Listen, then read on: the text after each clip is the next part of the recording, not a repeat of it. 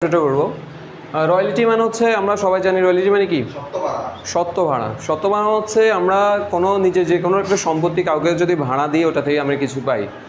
যেমন হচ্ছে আমি যদি একটা বই লিখি, ওই বইয়ের সাথে বইয়ের কোম্পানির সাথে যদি আমি চুক্তি করি যে প্রত্যেকটা বইতে আমাকে 50 টাকা করে কমিশন দেবে, এটা হচ্ছে একটা রয়্যালিটি। তাই রয়্যালিটিগুলো এভাবে হতে পারে। এখন রয়্যালিটি চ্যাপ্টার করতে হলে আমাদের কিছু কনসেপ্ট সম্পর্কে ক্লিয়ার হতে হবে। প্রথম হচ্ছে লেসার। লেসার মানে হচ্ছে ইজারা দাতা। লেসারকে আরেকটা নাম বলা যায় ল্যান্ডলর্ড। আমাদের এই চ্যাপ্টারে মূলত হচ্ছে সত্ত্ব ভাড়া কিসের হয়, মূলত কিছু সম্পত্তি হয়, এগুলো আমরা ইজারা দিই, ওই সম্পত্তিগুলোর কাজ হতে পারে। তা প্রথমত যে ইজারা দেয় তাকে কি বলে? লেসর বলে, অথবা এটাকে ল্যান্ডলর্ডও আমরা বলতে পারি, মানে ভূমিস্বামী বলতে পারি, অথবা ইজারা দাতা বলতে পারি। আর যে ইজারা নেয় তাকে কি বলে? লিজি বলে, মানে ইজারা গ্রহীতা। লিজি মানে কি? ইজারা গ্রহীতা। ওকে, আর আমাদের অঙ্ক করতে হলে আমাকে এখানে দুইটা জিনিস করতে হয়, একটা হচ্ছে রয়্যালিটি পেয়েবল অ্যানালাইসিস, এরপর হচ্ছে জার্নাল করতে হয়। রয়্যালিটি পেয়েবল অ্যানালাইসিসের আমাদের একটা নির্দিষ্ট চক আছে, ওই চক অনুযায়ী আমরা করব। ওই চকের ভিতরে আমাদের কিছু নতুন কনসেপ্ট আছে, কনসেপ্টগুলো আগে আমরা জেনে নিই। প্রথম হচ্ছে অ্যাকচুয়াল রয়্যালিটি। অ্যাকচুয়াল রয়্যালিটি মানে হচ্ছে প্রকৃত যে সত্ত্ব ভাড়া সেটা বের করতে হবে। যেমন আমি যে বললাম বইয়ের কোম্পানির সাথে আমি চুক্তি করছি, এখন আমি হচ্ছে রাইটার, আমি বই লিখলাম। এখন আমি যদি ওর সাথে চুক্তি করি, একটা বইকে আমাকে 100 টাকা করে রয়্যালিটি দিবে। কত টাকা? 100 টাকা।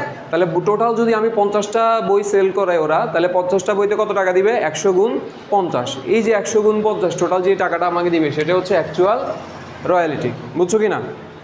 আমি ধরে নিলাম আমি বই লিখতেছি, তাহলে একটা বইতে আমাকে কত দিবে? 50 টাকা দিবে। তাহলে একটা বইতে যদি 50 টাকা দেয়, 100টা বই যদি আমি সেল করি, তাহলে কত হবে বলো? 15,000 50,000 50,000 টাকা হবে। এই 50,000 টাকা হচ্ছে কি অ্যাকচুয়াল রয়্যালিটি। ওকে, নেক্সট হচ্ছে আমাদের মিনিমাম রেন্ট। মিনিমাম রেন্ট হচ্ছে কি, মাঝে মাঝে যেই যারা দেয় বা যারা নেয় তারা দুজনে একটা, যাতে লসের মধ্যে না পড়ে, কমপক্ষে একটা লিমিট দিয়ে দেয়, এই লিমিটের মধ্যে রাখতে হবে। যেমন আমি বই লিখছি, আমি অ্যাকচুয়াল রয়্যালিটি পাইলাম 50টা বইয়ের জন্য 50,000 টাকা, কিন্তু আমি যে প্রকাশকদের আমি বললাম যে না, আমাকে কমপক্ষে 40,000 দিতে হবে। কত দিতে হবে? 40,000 দিতে হবে। এই কমপক্ষে 40,000 দিতে হবে, সেটা হচ্ছে কি মিনিমাম রেন্ট। বুঝছো কি না? আমি বললাম আমাকে কমপক্ষে 40,000 দিতে হবে, সেটা হচ্ছে কি মিনিমাম রেন্ট, যে একটা লিমিট দিয়ে দিচ্ছি। এর বেশি পাইলে তো ভালো, কিন্তু বাই চান্স যদি বই কম বিক্রি হয়, আরও ধরো সাপোজ বই বিক্রি হইলো 30টা, তাহলে 30টা বিক্রি হলে আমি পাওয়ার কথা কত? 30,000। এই লিমিটটা দেওয়ার কারণে আমি কিন্তু 30,000 পাবো না, আমি কমপক্ষে 40,000ই পাবো, মানে আমি একটা সেফ জোনে আছি মিনিমাম রেন্ট দেওয়ার কারণে। ওকে, এরপর হচ্ছে সাফার্ড। সাফার্ডের এখানে ব্যাকেটে আমি লিখছি SW, মানে হচ্ছে শর্ট ওয়ার্কিং, মানে সাফার্ড, রিকুপ হচ্ছে অথবা রিটেন অফ, সবগুলো এখানে শর্ট ওয়ার্কিংয়ে যাবে। আমাদের শর্ট ওয়ার্কিং একটা পার্ট থাকে রয়্যালিটি পেয়েবল অ্যানালাইসিস, ওই পার্টের মধ্যে 3টাই যাবে। তো সাফার্ড জিনিসটা কি? সাফার্ড মানে হচ্ছে আমি যেটা কম পাইছি সেটা হচ্ছে সাফার্ড। সাপোজ আমার অ্যাকচুয়াল রেট কত হওয়ার কথা? 50,000 টাকা। আমি যদি 100টা বই সেল করি 50,000 টাকা পাওয়ার কথা। এখন মিনিমাম রেন্ট আমি দিয়েছি কত?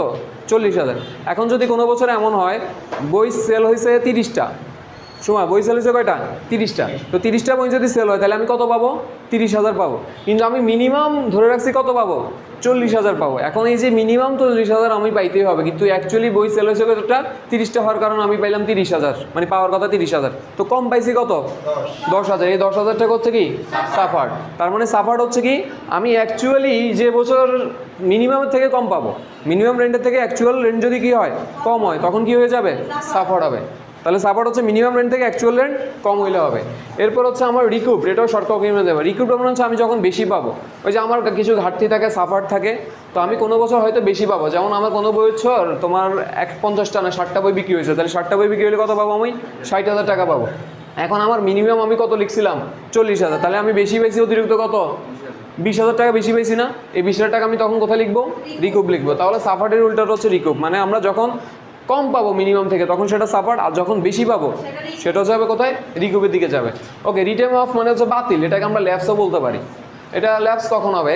আমাকে একটা নির্দিষ্ট পিরিয়ড দেওয়া দেবে, প্রশ্ন দেওয়া থাকবে 3 বছর বা 4 বছর, একটা নির্দিষ্ট পিরিয়ড দিয়ে দেবে। মানে তুমি যদি ঘাটতিতে থাকো, তুমি যদি সাফার্ডে থাকো, সেটার জন্য তোমার ওর সাথে একটা চুক্তি থাকবে যে 3 বছর পর্যন্ত তুমি ওই ঘাটতিটা পূরণ করার জন্য চেষ্টা করবা। 3 বছর যখন পার হয়ে যাবে তখন আর তোমার ওই টাকা দেওয়া লাগবে না, তখন এটা তুমি কোথায় লিখে দিবা? রিটেন অফে লিখে দিবা। সাপোজ ওই যে তোমার অ্যাকচুয়াল রয়্যালিটি তুমি পাইছো 30,000 টাকা। তোমার মিনিমাম কত হওয়ার কথা? 40,000 কথা। তো এগুলো তো পারবা, 10,000 টাকা কোথায় লিখবা? সাফারে লিখবা। তো সাফারে লিখবে, ওদের প্রথম বছরের মধ্যে দিয়ে দিবে 2 বছর 3 বছর। সাপোজ 3 বছর দিল, তাহলে 3 বছর পর্যন্ত তুমি সাফার্সে দিবা। 3 বছরের ভিতরে যদি তোমার আর রিকুপ না হয়, মানে সাফারটা তোমার দেনাটার পরিশোধ তুমি না করতে পারো, সেক্ষেত্রে ওটা বাতিল করে দিবা। কোথায় বাতিল করে দিবা? রিটেন অফ বা ল্যাপসের মধ্যে লিখে দিবা। এই হচ্ছে আমাদের এই কনসেপ্টগুলো আছে। আর আমাদের কি করতে হবে? আমরা রয়্যালিটি পেবল অ্যানালাইসিস এটা মাস্ট আমাদের করতে হবে, আর জার্নাল করতে হবে। যদি তোমাকে জার্নালও করতে বলে তাও এটা লাগবে, শুধু জার্নাল করতে বলে। এখন জার্নালগুলো আমরা কীভাবে করবো? জার্নালগুলো আমরা দুইটা পার্সপেক্টিভ করবো। একটা হচ্ছে লিজারের পার্সপেক্টিভে, আর একটা হচ্ছে লিজির পার্সপেক্টিভ। লিজি মানে কি? ইজারা গ্রহিতা। বেসিক্যালি আমাদের এটা বেশি আসে, ইজারা গ্রহিতার অনুযায়ী আমরা জার্নালগুলো করি বেশিরভাগ। মাঝে মাঝে লেসার বা ল্যান্ডলর্ড অনুযায়ী করতে বলে, তো প্রশ্ন বলা থাকবে, প্রশ্ন যেভাবে বলা থাকবে আমরা ওভাবে করবো। তাহলে প্রথমে আমরা লিজি অনুযায়ী দেখি, লিজি অনুযায়ী কী হয়। লিজি অনুযায়ী আমরা মূলত 5টা জার্নাল করবো। কয়টা জার্নাল? 5টা। সেম গোজ টু তোমার লেসার অনুযায়ী যদি জার্নাল করতে বলে কয়টা হবে? 5টা হবে।